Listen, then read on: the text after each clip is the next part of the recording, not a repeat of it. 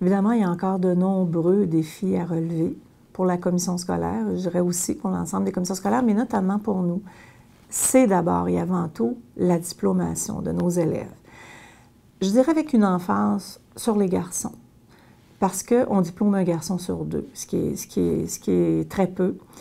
Évidemment, il ne faut pas perdre de vue nos filles parce que je pense que aussi il faut que nos filles continuent d'avoir un diplôme. Mais pour moi, c'est important qu'on travaille dans ce sens-là parce que, vous savez, on est très interpellés par nos partenaires, notamment du monde du travail, parce qu'il y aura au Québec 700 000 emplois à combler.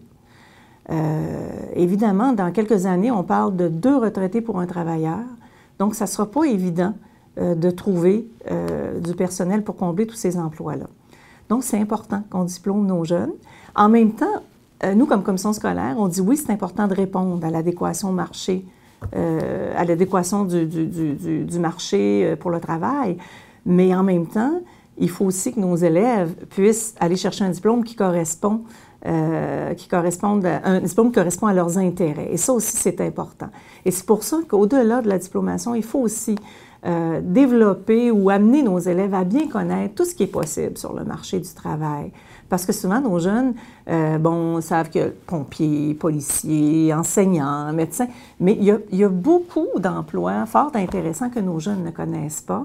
Et si on les amène à explorer ces possibilités-là, peut-être que ça leur permettrait aussi de développer des intérêts.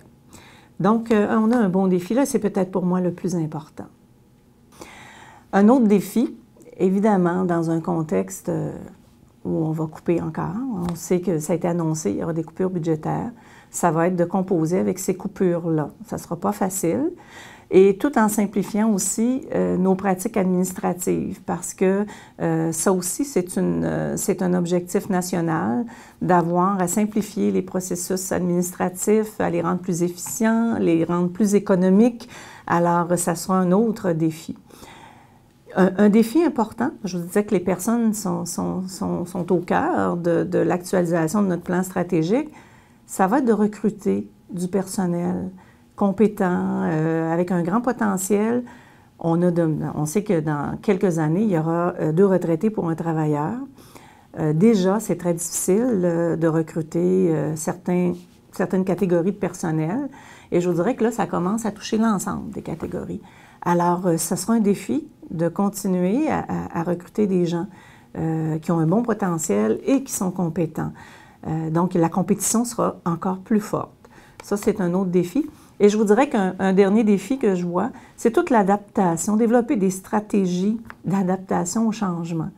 Hein, on vit des changements là, de façon graduelle. Hein, je dis toujours la stabilité, c'est le changement. Mais il faut constamment développer des stratégies, puis il faut continuer à développer des stratégies pour s'adapter rapidement aux changements qui sont commandés par le ministère, aux changements qui sont issus de la réalité sociale. On parlait de médias sociaux. Ça aussi, il faut développer des stratégies pour que ça devienne un élément positif et non pas un élément, que ça reste un élément négatif. Alors, on a encore de beaux et nombreux défis là. En éducation, il y a encore beaucoup de travail à faire.